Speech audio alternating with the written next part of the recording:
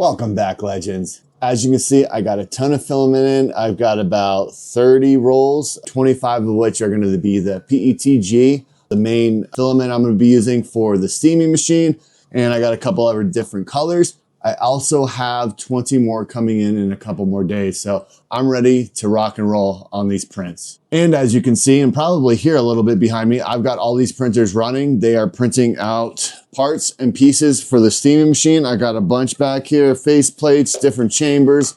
But the focus on today's video is talking about cooling, and I'm going to show you guys exactly how that works in these cases. This is a very thought out case. And I'm going to go through it with you on how it's actually cooling the case, even though you're not ripping apart the heatsink, which I highly advise against, because once you cut open that heatsink, you can only use that 120mm fan and cool it in only one way. So let's get to it. Let me clear this off.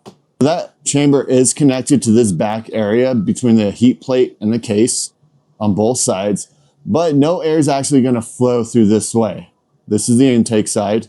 But no air is going to flow this way and this way and then out the chamber because this stops it. So this stops any air traveling behind the card, but this does leave a gap on both sides so the heat can rise and come out of the card. Same here, rise and it'll circle back through here, go through the heat sinks, come out this way. But there is a little bit of space between the PCB board here and this heat plate. So the air will be able to come up, travel through here and be sucked through here because this is the only way it can get through the card on this part.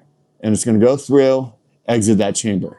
Also, there's a chamber technically here at the top on both sides. Once you put in the piece that goes here, that shuts off this entire top part of the card. You cannot get air anywhere except through here and then down through here and then also through the heatsink here.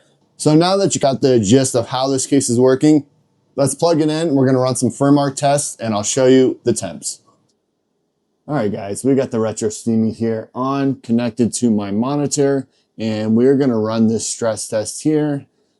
Let's go ahead and hit benchmark and watch it fly.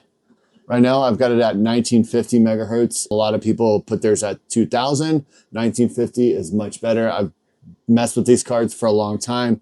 2000 is the absolute max. Having it a little bit under at 1950 improves stability so much. And then also you guys can undervolt to get better temperatures and all that sort of stuff. But there's plenty of guides on the internet for that. And there's plenty of guides on doing the core clocks. And apparently you can adjust the CPU now. So I won't do any of those guides. I'm far removed from doing hardware stuff like that. I'm really more into 3D printing, as you guys can tell. So we're going to keep this mostly 3D printing, but did want to show you guys that this case actually worked because there was a few people that didn't think it worked so well and it was too big and all that sort of stuff. But at least with this case, you get a statement, you get something awesome, you get swappable face plates, you get little cubbies for SSDs, you get underlighting, you get a whole bunch of stuff with this case. So this is not meant to be a small, short, sweet little case. This is meant to be a statement piece. So it looks like we got 87C max temperature. Like I said, max clock is at 1950. In clock is at 1000. That's also another clock adjustment you guys can do to where you can have the idle clock a lot lower to save energy. I don't know if it matters in the long run, really, to be honest. I also should add ambient temperature in here is 77. That's why I got the little thermostat up here. I think that might be kind of average. I don't know. I got my printers on right now, so it's a little warmer in here than normal. I think probably 74, 75-ish is probably maybe a more normal room temperature. So this being at 78C, I could imagine it maybe going down to 76, 77C. So either way, you're good. As long as you're keeping this under 85, I think 85 is the actual max temp for this, the BC-250.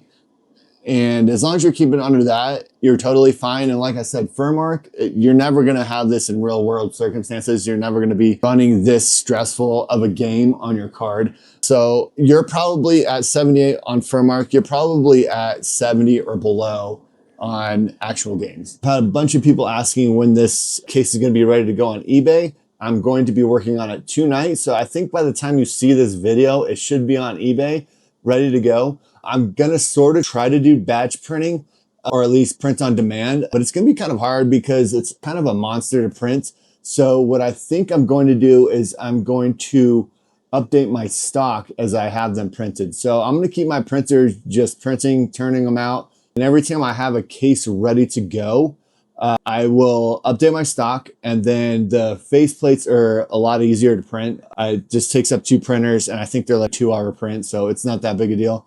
So I can print those on demand to match whatever choice you guys choose on your case.